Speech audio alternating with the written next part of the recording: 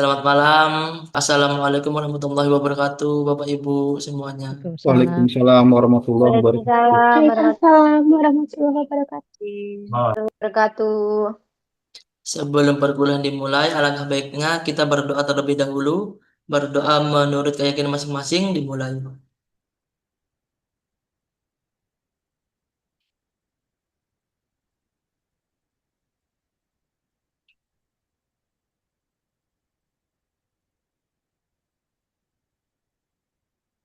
Selesai. Tidak terasa sudah pertemuan 7 ya Bapak Ibu. Sudah 7 kali pertemuan bersama Ibu Tin. Dan ini juga waktunya UAS. Jadi malam ini kita ada penjelasan materi dari Ibu Tin mungkin sekitar 30 menit. Setelah penjelasan materi, langsung kita melaksanakan ujian akhir semester. Semoga dilancarkan, semoga dimudahkan, semuanya bisa menjawab dengan mudah. Baik, untuk Amin. Amin. Oke, terima kasih juga saya sudah dicintai gitu ya sama sama teman-teman ya. teman-teman. Harus dong, Bu. Oke. Iya ada Pak Kiki. Oke, saya share dulu. Ini materi terakhir saya, tapi teman-teman kayaknya kemarin sudah dapat juga dari Kak Ical ya. Oke, nggak apa-apa ini supaya pemantapan aja.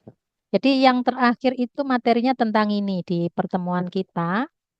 Ini adalah materi tentang bauran promosi dan perilaku belanja online. Sebentar. Mm-mm. Oke, sebagai materi terakhir atau pada materi ketujuh ya.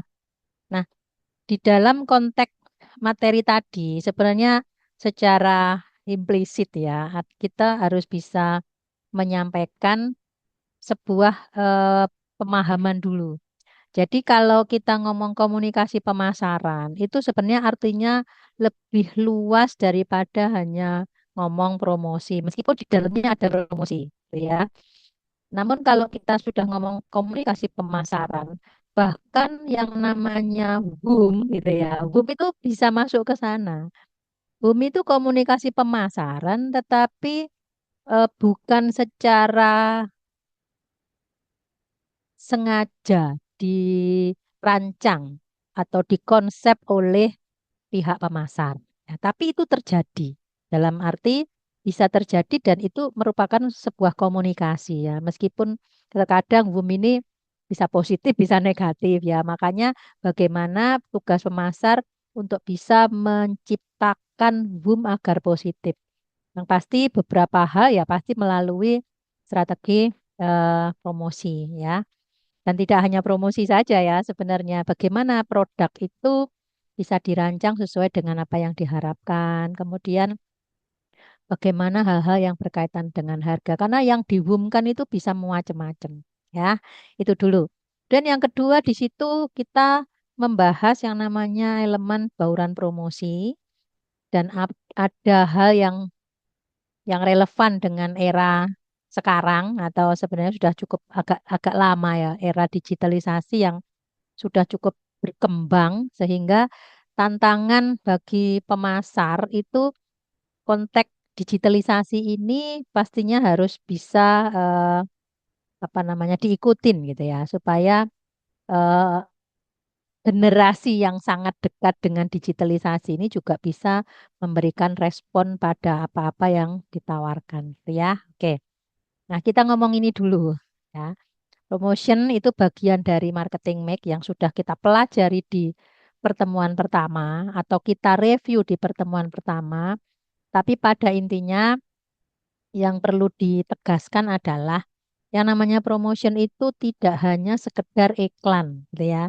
Tetapi dia adalah sebuah upaya untuk membuat aware. Nah, aware ini adalah sebenarnya tahap pertama pada saat aware. Nah, untuk memunculkan aware ini pun juga bukan sesuatu yang mudah ya rasanya karena saat ini tempaan berbagai informasi, apalagi di konteks digital ya atau mungkin melalui konteks online itu sangat luar biasa. Mungkin dalam satu hari saja ya bisa saja kita itu mendapatkan email ya bahkan kadang-kadang tidak hanya email ya kita buka ponsel ada info-info yang berseliweran di situ Kadang-kadang yang suka belanja Shopee pun tidak pengen melihat tiba-tiba live-nya juga muncul dan seterusnya dan seterusnya. Tapi ini intinya di dalam konteks sekarang tantangannya sangat luar biasa, ya. Makanya kita nanti akan lihat. Nah, yang namanya marketing mix communication itu berorientasi sebenarnya pada yang namanya instrumen atau alat ya. Sehingga di situ tujuannya apa? Ya tujuannya dipakai untuk komunikasi. Ya. Kemudian ada 3 hal sebenarnya ya yang menjadi tugas dari konteks komunikasi. Yang pertama punya tujuan yang namanya memberi informasi atau istilahnya informing gitu ya. Kemudian yang kedua bisa saja mempengaruhi sikap. Kalau mempengaruhi sikap ini sudah ada persuading gitu ya atau mempersuasif. Yang ketiga seringkali bisa mendorong tindakan pembelian. Ada juga yang sifatnya itu merimain ya. Jadi sebenarnya orang itu sudah terbiasa membeli merek itu, tetapi pada suatu ketika adanya terobosan produk diperbarui dan hal-hal lain ya, mungkin strategi paymentnya juga berbeda ya, ada banyak kemudahan yang ditawarkan, seringkali bisa juga memasuki yang namanya proses merimain gitu atau mengingatkan kembali. Kemudian kita lihat secara umum kita kita ketemu dengan ini ya. Jadi kita fokus kalau kemarin kan ada istilah bauran pemasaran. Ada yang namanya bauran pemasaran jasa. Jadi dari 4 menjadi 7 gitu ya. Tapi di sini kita lebih kerucutkan pada P promosi, yaitu bauran komunikasi pemasaran. Nah, mungkin di sini nggak ada umum ya, bahkan nggak ada event gitu ya. Tapi 2 itu nanti sebenarnya akan ketemu pada saat materi namanya IMC, Integrated Marketing Communication gitu ya. Tapi ini saya coba sampaikan ini dulu aja ya, yang sering kali harus kita tahu berapa sih elemen dalam eh, bauran promosi, yaitu ada ini 1, 2, 3, 4, 5. Tuh ya. Nah, seringkali gambar ini ya itu agak rancu antara yang namanya personal sharing dengan direct marketing. Mungkin ada yang mau cerita bedanya di mana? Udah baca kan mesti ngerti ya. Nah, ini kebetulan kemarin sudah saya share ya, jadi saya cepat aja. Yang pertama kalau kita ngomong iklan, ini contohnya yang iklan ya, sudah banyak ya kita tahu ya. Kemudian kalau yang namanya, jadi istilah iklan itu sifatnya adalah tidak ada membedakan segmen yang melihat gitu ya. Harusnya dibedakan ya, tetapi namanya iklan itu asalkan dia sudah dirancang, asalkan dia sudah di-share, meskipun yang melihat berbeda segmen, ya, yang melihat beda segmen ini ya tetap melihat hal yang sama atau pesan yang sama gitu ya. Jadi memang tidak sengaja untuk membedakan, tetapi sebenarnya dia punya target gitu. Makanya sekarang kalau yang lewat medsos itu kan ada yang di screening gitu ya, ada yang dibatasin wilayah dan seterusnya dan seterusnya. Nah, dan yang kedua, promosi penjualan. Nah, di sini perhatikan benar istilah ini. Sales promotion itu kata kuncinya satu. Dia itu sebenarnya sifatnya jangka pendek ya. Artinya konteks jenis yang sama. Tetapi ini pun sifatnya juga memotivasi untuk apa namanya decision making yang lebih cepat gitu. Jadi misalnya orang diberikan stimuli akan diberikan potongan 50% ya, pada waktu ada eksibisi atau pameran misalnya. Seperti itu ya. Nah, kalau di luar itu bagaimana? Harga kembali normal ya, misalnya kayak gitu loh. Nah, ini sifatnya sebenarnya tidak selama-lamanya ya, sales promotion itu. Oke, makanya kadang bisa diskon akhir tahun, diskon pada hari ulang tahun, dan seterusnya, dan seterusnya. Kemudian ada upaya yang namanya membuat citra. Nah, jadi Humas di sini itu sebenarnya orientasinya kepada image ya. bagaimana image itu bisa diterima dengan baik dan pada akhirnya bisa membuat yang namanya relationship. Oke, keempat adalah personal selling. Nah, ini saya jejerkan ya sama pemasaran langsung. Bedanya sebenarnya kalau personal selling itu kegiatan yang bisa ada interaksi langsung. Nah, sekarang itu namanya personal selling. Kalau saya tanya nih, interaksi langsung melalui media online dengan seller, kira-kira personal selling apa bukan? Apa Mas Dani? Bukan, itu direct marketing. Bukan ya? Kenapa kok bukan? Karena tidak langsung bertatap muka gitu. Iya, tidak langsung bertatap muka ya. Jadi jarak jauh, Bu, kayak media Hmm, gitu. hmm. Ada medianya. Ya, bisa begitu. Tetapi kalau respon, ya, responnya itu langsung gitu ya. Itu ini kan dikatakan interaksi langsung antara penjual untuk mempresentasikan gitu ya. Pada saat di dalam proses ini ada respon langsung, ada upaya yang membuat klien gitu ya atau calon pembeli itu bisa melakukan negosiasi bahkan ya. Ini juga bisa disebut sebagai penjualan pribadi atau personal selling. Misalnya ya tawar-menawarnya lewat WA gitu. Meskipun nggak ketemu loh ini, ya. Karena di situ ada proses yang satu ingin menyampaikan sesuatu dan yang satu menerima dan responnya itu bisa langsung. Kalau direct marketing itu begini bedanya. Dia si calon pembeli gitu ya, itu diberikan info secara personal memang ya. Kan banyak nih yang direct marketing itu contohnya yang email masuk ke kita, SMS masuk ke kita gitu. Padahal kita kadang nggak menginginkan itu. Satu. Terus yang kedua, apakah kita merespon atau tidak, itu bisa jadi tidak bisa dipastikan. Karena mereka itu apa namanya? Nyebar gitu ya, apa namanya? Ngeblast gitu ya. Ngeblast itu memang punya nomor ya, tetapi dia tidak ada interaksi personal. Jadi semua yang di-blast dengan info yang sama gitu ya. Tapi responnya bisa saja ya nggak ditanggepin kan gitu-gitu. Tapi kalau posisi yang di sini, ini sebenarnya di awalnya bisa sama, bisa sama. Tapi pada saat dia terjadi interaksi langsung atau misalnya waktu personal sellingnya di showroom gitu ya, tapi berlanjut lagi melalui jaringan online gitu ya, itu juga masih masuk kategori personal selling. Jadi ini endingnya adalah bagaimana info itu sangat personal. Karena suatu ketika ini terjadi komunikasi yang mungkin cukup intens ya.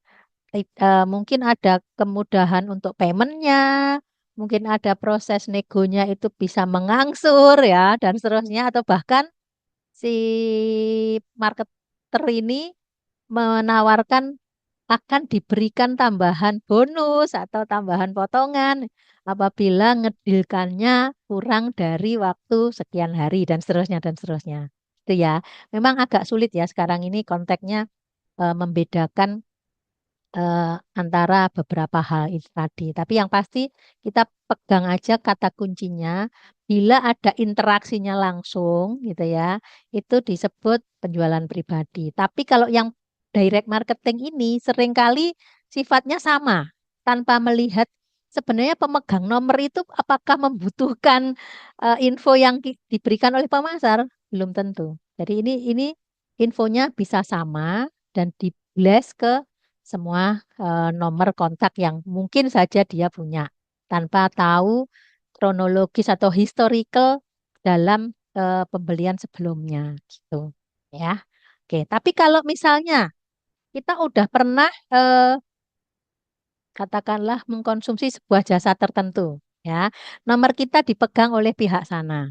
Ya, pihak yang misalnya kita pernah terapi, kita pernah apa eh, apa namanya ya perawatan gitu ya facial atau apa misalnya. Nah, di situ biasanya kalau ada tawaran-tawaran tertentu, misalnya diskon tertentu, harga paket tertentu, itu langsung diinfo gitu. Nah, mau direspon atau tidak, nah itu juga akhirnya jadi beda lagi ya. Tapi yang diinfo itu pasti orang yang sudah pernah punya kontak di situ dan tahu bahwa mereka adalah eh, yang menikmati konsumsi jasa tertentu gitu. Oke, ini nanti kepanjangan saya ceritanya. Oke ya. Nah, ini tak lewati saja nanti karena itu kemarin kan saya bilang sebagai bagian dari latihan Anda. Terus kemudian yang ini juga sama ya. Jadi kalau dilihat medianya bagaimana. Nah, ini bedanya pada saat ada media itu beda, nanti bentuknya kayak gimana, mungkin bisa cek di sini ya. Kita ambil contoh apa misalnya? Contohnya, hmm, diskon sudah. Paket bundling ya ini. Paket bundling ini biasanya bisa berubah-ubah ya. Tergantung maunya dari si pemasar. Nah, ini contohnya menawarkan paket bimbingan belajar yang lebih murah jika mengambil beberapa mata pelajaran. Bisa jadi begitu. Ketika bisa juga dirubah lagi. Itu sangat tergantung. Misalnya juga ini untuk ngecek respon dari konsumen itu bagaimana gitu. Kira-kira menarik enggak dibikin kayak gini? Misalnya nggak efektif, ya juga akan dirubah lagi gitu. Mungkin bukan pakai paket sekian mata pelajaran, tapi paket yang lain misalnya. Kemudian, ini contoh-contohnya bentuk promosionalnya kayaknya kayak begini. Bisa dilihat ya. Ini supaya upaya itu bisa berhasil menjadikan sebuah aware, maka sebenarnya AIDA ini jadi penting gitu ya. Maka promosi itu harus bagaimana? Oh, harus AIDA gitu. AIDA apa maksudnya? Harus menimbulkan atensi, harus bisa membuat sebuah tertarikan dan ini menciptakan sebuah permintaan dan pada akhirnya bisa ada action. Oke. Saya tunjukkan ini sebentar aja supaya tahu bahwa bagaimana sebuah branding itu ternyata disentuh dengan sebuah cerita yang sifatnya mengarah pada emosional. Padahal ini kalau kita lihat kan produknya produk permen coklat gitu ya. Kita lihat ya, sebentar aja. Oke. Sorry. Come on. Yeah, that's me. Yeah. Yeah, go on.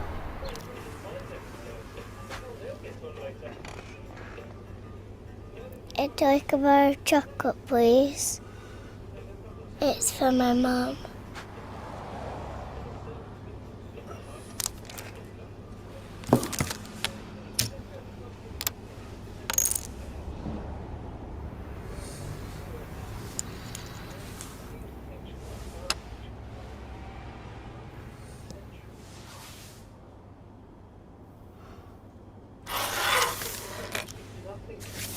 Your change. Happy birthday, Mum.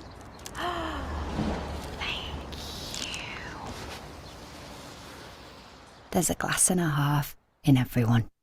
Nah, kalau dilihat cerita tadi kan nggak mungkin ya harga satu buah coklat dengan satu keping logam ya ditambah dengan apa kancing baju dan yang lain. Tetapi ini sentuhannya adalah membuat sebuah emosional bahwa kadang-kadang suatu ketika iklan itu menyentuhnya memang ke sana. Jadi orang itu ada sentuhan psikologis ya, sentuhan hal-hal yang cuma oh kasihan dia, wah dan seterusnya dan seterusnya. Tapi yang ingin ditunjukkan adalah ingat apa tuh itu? Oh, Cadbury ternyata gitu ya. Oke. Saya lanjut saja. Ini juga sama. Nah, kita lihat di sini tahap ya, supaya ada aware, interest, dan seterusnya sampai terjadi satisfaction. Ini langkah yang cukup panjang. Ya, langkah yang cukup panjang dari efek sebuah bauran komunikasi pemasaran.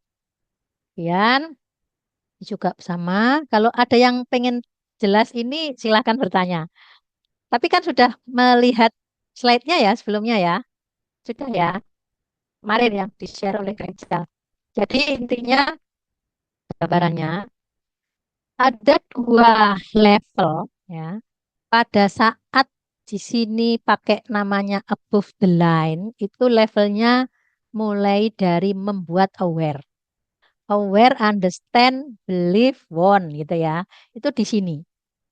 Tapi kalau sudah masuk ke bawah sampai pada loyal, nah itu sebenarnya yang efektif itu adalah promosi atau komunikasi pemasaran yang BTL gitu atau below the line gitu ya. Kita lihat ya. Uh, uh, sebentar sebentar. Kok hilang ya? Si. Ketutul. Bentar. Oke, kita lihat.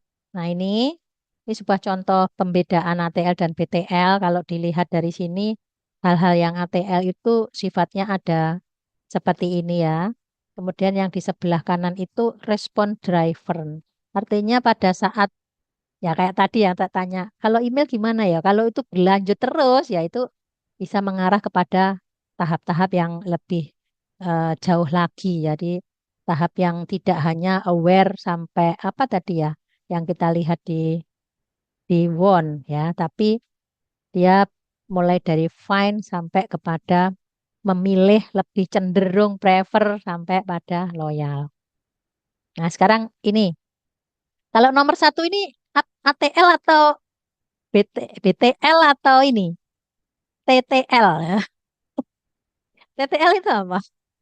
Bisa campuran ya sebenarnya. Sekarang agak susah ya membedakan itu murni ATL apa BTL gitu. Tapi coba sih kalau yang kiri nomor satu ini kira-kira apa? Saya pertanyaannya itu dulu.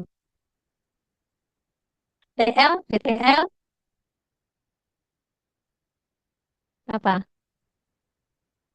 Kalau yang nomor empat apa? Kok gak ada yang respon iki? Nomor 4 ATL, Bu. Ayo, sip, Mbak Erna. Gimana sudah sampai rumah nih? Tadi perjalanan masih. Sudah dari tadi, Alhamdulillah, Bu. Oh ya wes, sip. Oke ya. Jadi kita kalau melihat ini sifatnya sama semuanya. Tapi kalau di sini yang nomor satu ini bisa Nomor 1 bisa TTL sih, Bu. Karena kan di situ nah, ada, apa namanya, nah. orangnya langsung gitu. Jadi kalau ada yang datang, dia bisa ngerespon langsung. Oke. Menurut saya sih, Bu. Ya. Kalau yang ini nomor lima apa ini? BTL mungkin, Bu. Jadi Karena ada intinya telemarketingnya. ya. Jadi intinya begini, ATL dan BTL sebenarnya yang sebut TTL itu bisa yang nomor 6 itu sebenarnya ya. Kalau through the line itu kan melalui line gitu loh, katakanlah seperti itu. Jadi bagaimana mereka itu berkomunikasi tanpa tahu tapi selalu berinteraksi gitu. Sementara kalau BTL itu yang nomor 5 ini juga BTL karena ada hal-hal yang sifatnya bisa direspon secara langsung. Oke, saya lanjutkan.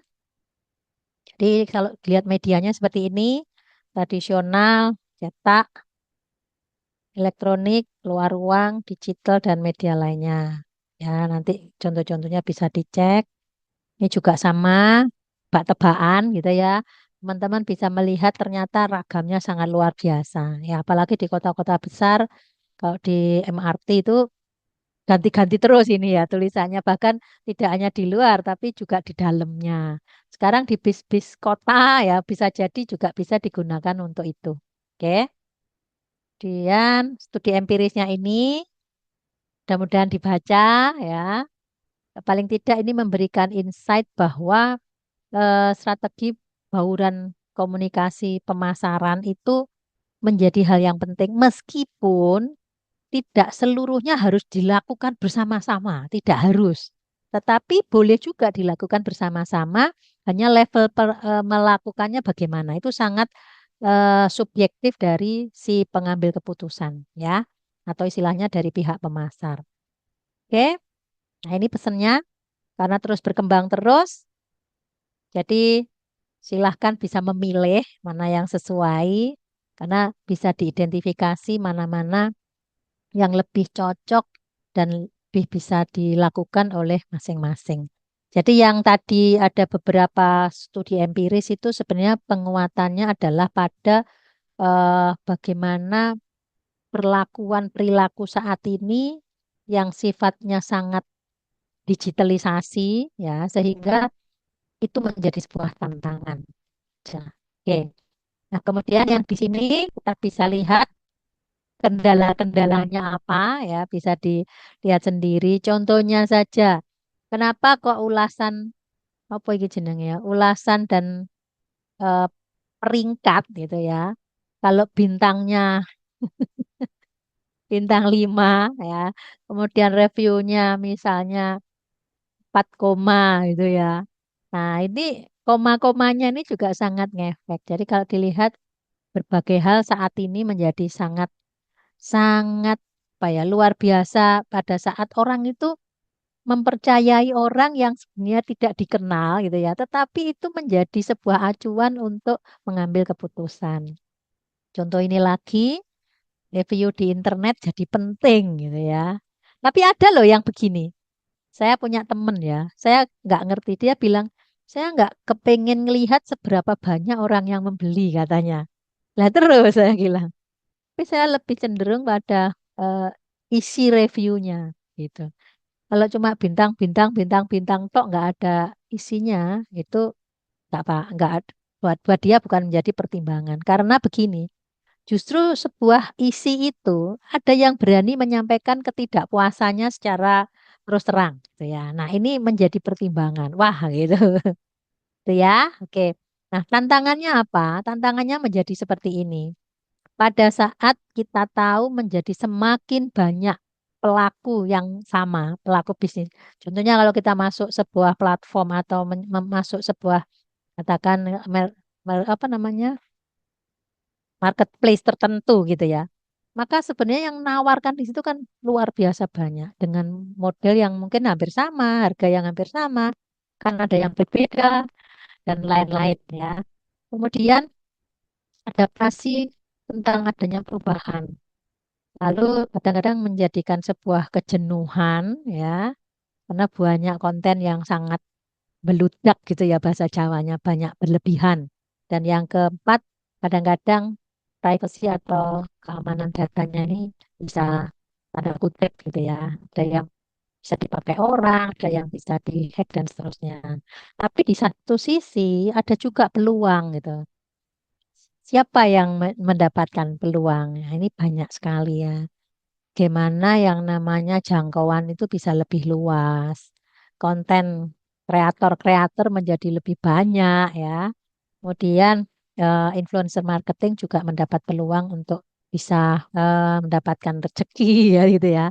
Kemudian juga ada yang kelima adanya hal-hal yang sifatnya lebih personal. Jadi follow up-nya lebih ke arah personal itu menjadi sebuah tantangan. Jadi orang itu ingin diperlakukan personal, bukan sama dengan yang lainnya. Karena mungkin masing-masing punya kebutuhan yang berbeda. Oke, itu materi saya. Ini silahkan melihat bagaimana pergeserannya ya.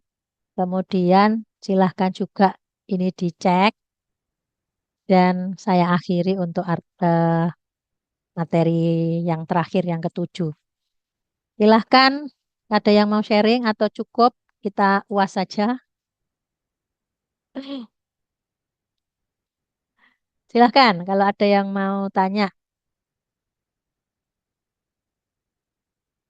Kita sudah jam 7 lebih 5.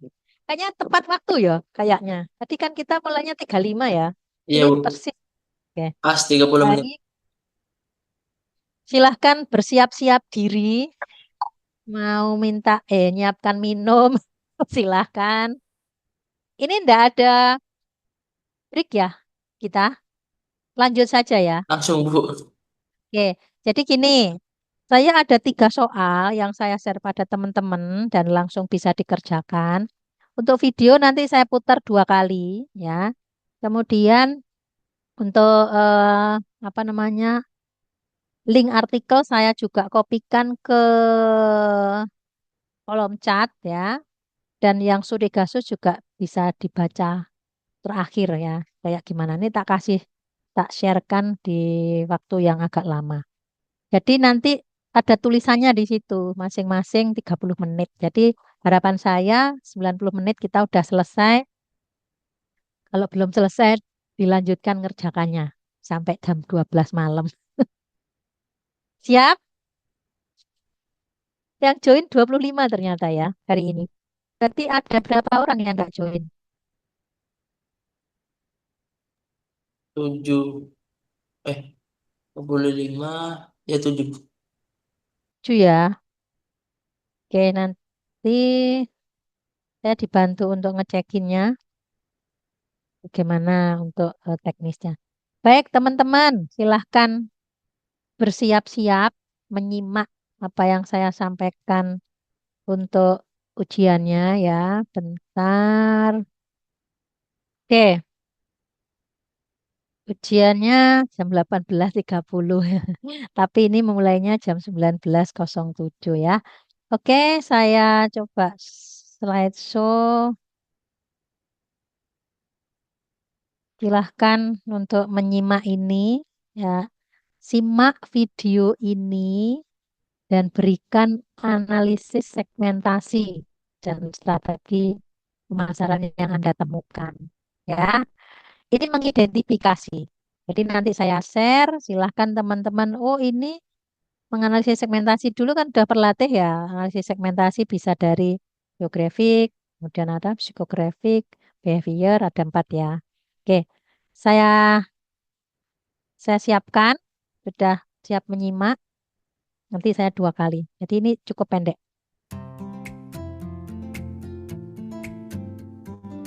Halo, saya Elisa Suteja, COO dan co-founder dari Fore Coffee. Jadi Fore itu kependekan dari forest, di mana Fore prinsipnya adalah pengen tumbuh setinggi pohon dan berkembang layaknya hutan. Jadi dari segi konsep sendiri kita pengen menyediakan tempat yang rindang, yang teman-teman bisa hangout. Jadi dari ide sampai akhirnya kita buka toko pertama itu sangat singkat ya, 2 minggu. Dan akhirnya setelah 10 bulan kita sekarang ada 67 toko. Dari segi kopinya sendiri sebetulnya kita punya akses langsung ke petani. Jadi dari biji kopinya sendiri kita source dari Flores, dari Bali, dari Aceh, terus kita proses sendiri. Jadi kita bisa pastikan bahwa standar kopi Fore itu pasti oke banget.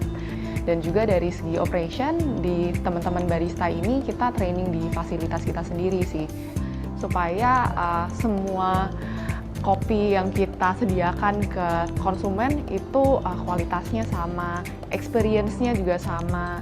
Dari segi packaging juga selalu menarik dan beda dibandingin kopi-kopi yang ada di pasaran. Dan juga dari segi varian produk, kita punya produk-produk yang menarik kayak kombinasi antara kopi dan buah, watermelon latte, kombinasi kopi dan bunga, rose latte. Jadi kita selalu berprinsip untuk menyediakan produk yang inovatif, yang teman-teman nggak bisa cobain di tempat lain. Kesan gua di Fore Cafe ini tempatnya asik, nyaman, terus gue juga sering beberapa kali buka laptop di sini sambil kerja, sambil meeting sama temen gue. So far aman lah. Yang gue udah rasain dari setiap rasanya sih, kalau menurut gue kopinya tuh tetap berasa, tambah flavornya, jadi kombinasinya lucu aja gitu. Kalau buat aku sendiri, kan ngeliat banget nih menunya, oh ada pandan latte. Pas dicobain ternyata kopinya sendiri tuh nggak hilang gitu rasanya. Pandannya dapet, kopinya juga dapet.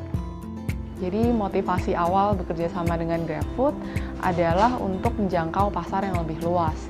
Jadi Fore sendiri kan memang brand baru ya waktu kita sign up ke GrabFood. Sebetulnya efeknya sangat luar biasa sekali sih. Kerjasama antara tim GrabFood dengan tim Fore itu sangat baik ya, komunikasinya 2 arah. Jadi kita bisa punya penawaran-penawaran yang menarik dan juga selalu disupport juga sama GrabFood. Jadi harapan Fore bekerjasama dengan GrabFood adalah terus menjadi partner yang baik supaya kita bisa menyediakan produk yang menarik untuk konsumen di Indonesia.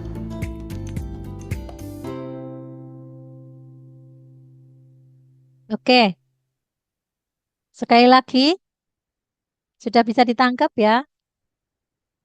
Sudah? Diulangi nggak? Ulangi ya. Bu. Sekali Saya lagi, ulangi. Bu. Simak baik-baik.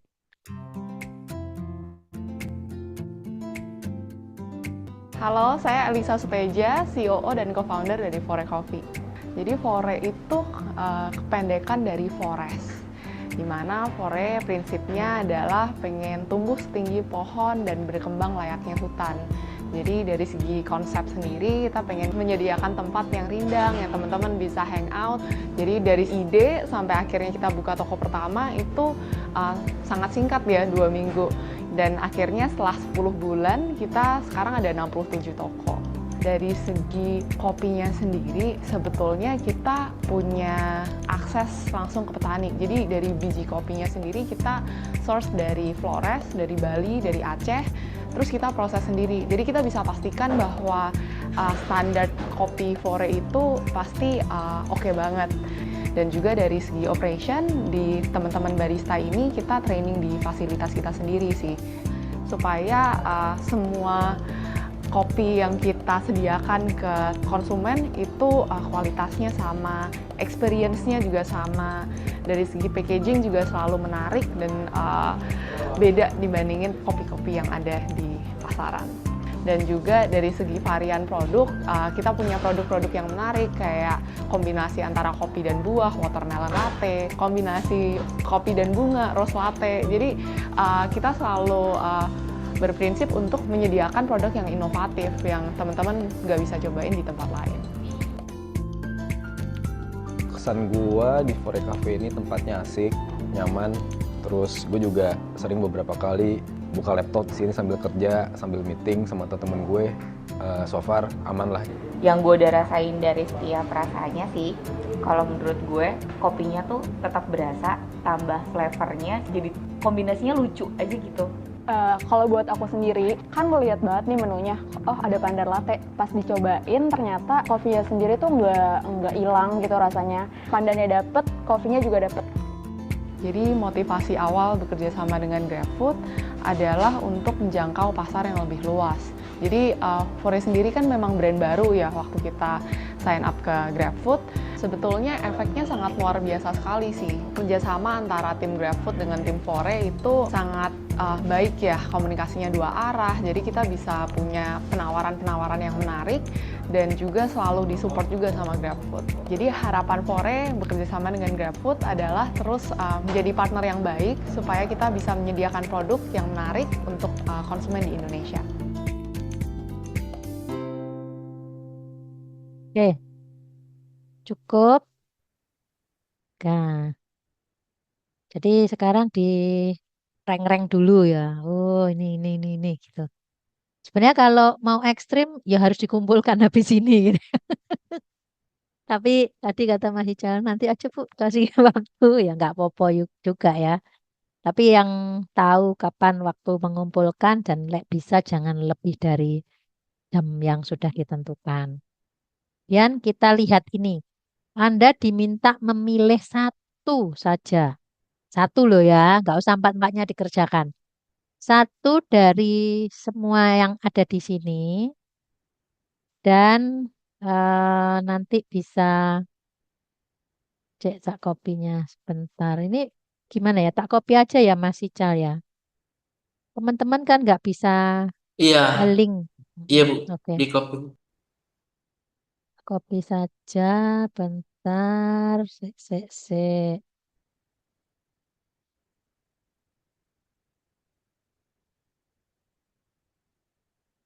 Oke, tak kopinya dulu. Pilih satu saja, jangan banyak-banyak. Masukkan ke cat.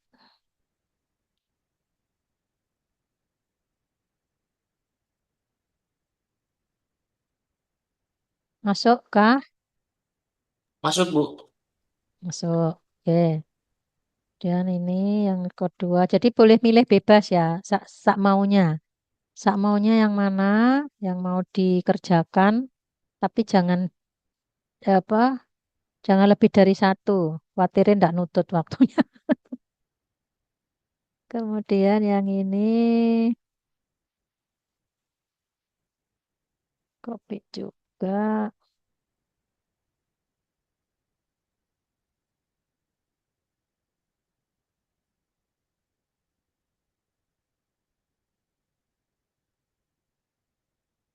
Pilih yang teman-teman merasa sreg untuk dikerjakan dan saya kasih waktu untuk mengerjakannya. Silahkan. 1, 2, 3, 4. Pilih satu di antara 4 dan bisa kerjakan. Oke, silahkan.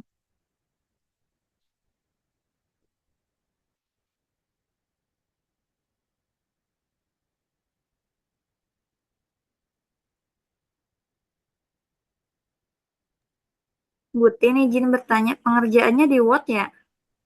Ya, kayak yang kemarin dikasih format. Kita kasih Baik, format Bu. tuh.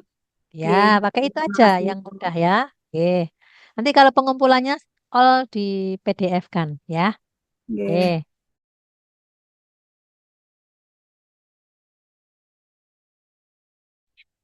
Baik, saya geser ke nomor 3.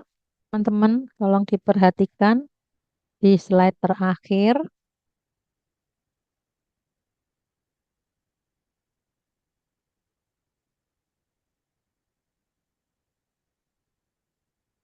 Bentar ya. Oke, ya. Oke, silahkan.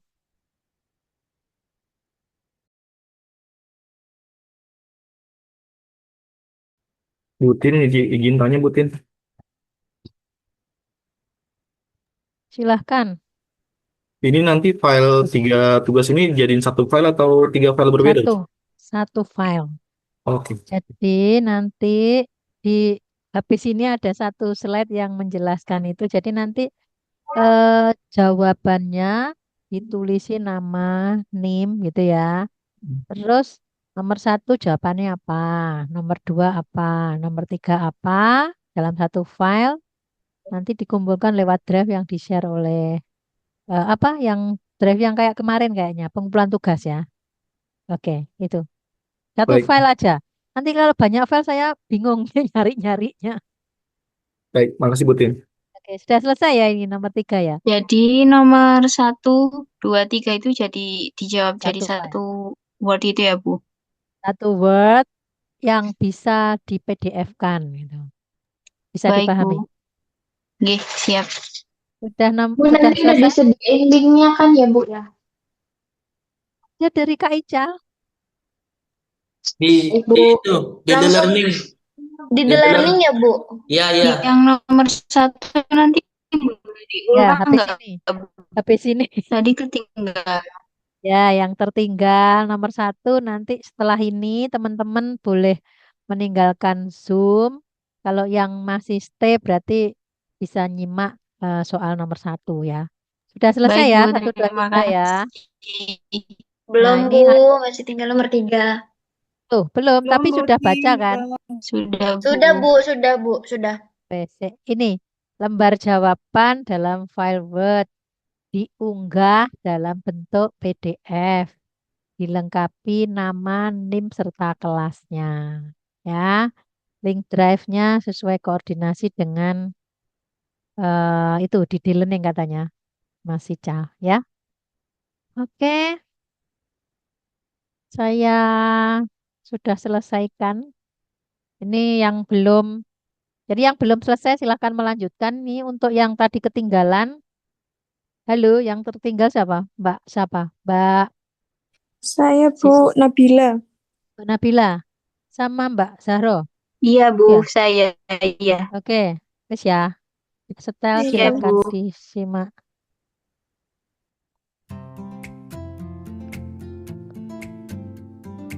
Halo, saya Elisa Suteja, COO dan co-founder dari Fore Coffee. Jadi Fore itu kependekan dari Forest, di mana Fore prinsipnya adalah pengen tumbuh setinggi pohon dan berkembang layaknya hutan. Jadi dari segi konsep sendiri kita pengen menyediakan tempat yang rindang, yang teman-teman bisa hangout. Jadi dari ide sampai akhirnya kita buka toko pertama itu sangat singkat ya, 2 minggu. Dan akhirnya setelah 10 bulan kita sekarang ada 67 toko. Dari segi kopinya sendiri sebetulnya kita punya akses langsung ke petani. Jadi dari biji kopinya sendiri kita source dari Flores, dari Bali, dari Aceh, terus kita proses sendiri. Jadi kita bisa pastikan bahwa standar kopi Fore itu pasti oke banget. Dan juga dari segi operation, di teman-teman barista ini kita training di fasilitas kita sendiri sih, supaya semua kopi yang kita sediakan ke konsumen itu kualitasnya sama, experience-nya juga sama. Dari segi packaging juga selalu menarik dan beda dibandingin kopi-kopi yang ada di pasaran. Dan juga dari segi varian produk, kita punya produk-produk yang menarik kayak kombinasi antara kopi dan buah, watermelon latte, kombinasi kopi dan bunga, rose latte. Jadi kita selalu berprinsip untuk menyediakan produk yang inovatif, yang teman-teman nggak bisa cobain di tempat lain. Kesan gua di Fore Cafe ini tempatnya asik, nyaman, terus gue juga sering beberapa kali buka laptop di sini sambil kerja, sambil meeting sama temen gue. So far aman lah. Yang gue udah rasain dari setiap rasanya sih, kalau menurut gue kopinya tuh tetap berasa, tambah flavornya, jadi kombinasinya lucu aja gitu. Kalau buat aku sendiri, kan ngeliat banget nih menunya. Oh, ada pandar latte. Pas dicobain, ternyata kopinya sendiri tuh nggak hilang gitu rasanya. Pandannya dapet, kopinya juga dapet. Jadi motivasi awal bekerja sama dengan GrabFood adalah untuk menjangkau pasar yang lebih luas. Jadi Fore sendiri kan memang brand baru ya waktu kita sign up ke GrabFood. Sebetulnya efeknya sangat luar biasa sekali sih. Kerjasama antara tim GrabFood dengan tim Fore itu sangat baik ya, komunikasinya dua arah. Jadi kita bisa punya penawaran-penawaran yang menarik dan juga selalu disupport juga sama GrabFood. Jadi harapan Fore bekerja sama dengan GrabFood adalah terus menjadi partner yang baik supaya kita bisa menyediakan produk yang menarik untuk konsumen di Indonesia.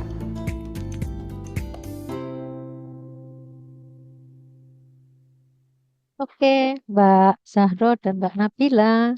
Sudah, Bu. Terima kasih, Sudah. Bu. Terima kasih, Sama-sama. Bu. Oke, sama-sama. Eh, yang perlu dikomunikasikan lagi apa nih, teman-teman? Mumpung belum saya tutup Untuk dengan UASnya maksimal pengumpulan hari ini ya, Bu. Iya, hari ini. Kalau bisa sekarang. Ya. Jadi seharusnya Iya, memang Bu. pas Siap. dikerjakan terus dikumpulin. Tapi ini tadi masih ada toleransi ya, kesepakatan di awal. Ya, yang bisa mengumpulkan lebih cepat lebih baik gitu ya. Iya Bu, mau dirapiin dulu, masih berantakan Iya, Bu. wes, oke.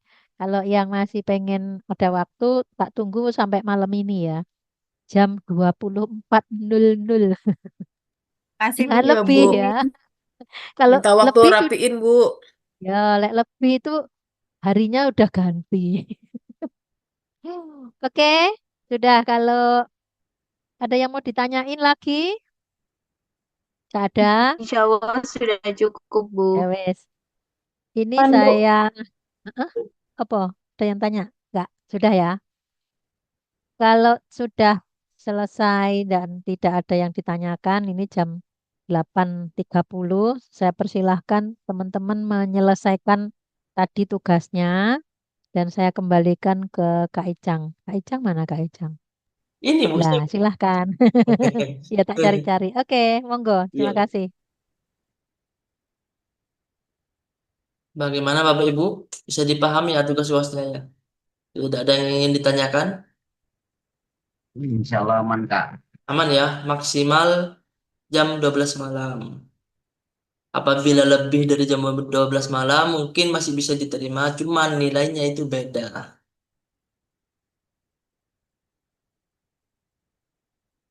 Ada yang ingin ditanyakan? Sudah bisa diakhiri? Mungkin kita bisa foto terlebih dahulu ya, sebelum ditutup. Bisa on cam semuanya.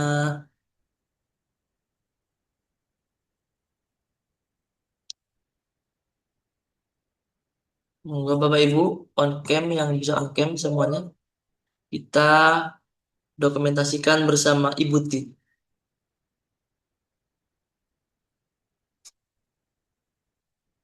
Halo Kak Afifah.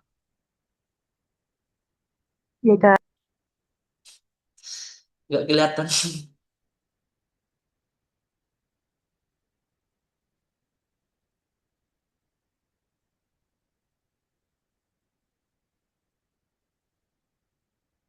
Sudah? Oh, masih ada ini, Bu.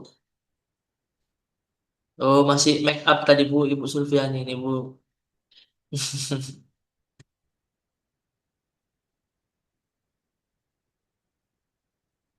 Oke,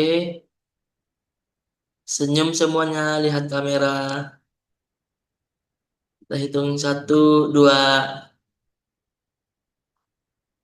Boleh gaya bebas?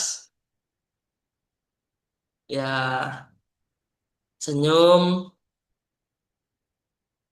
1, 2.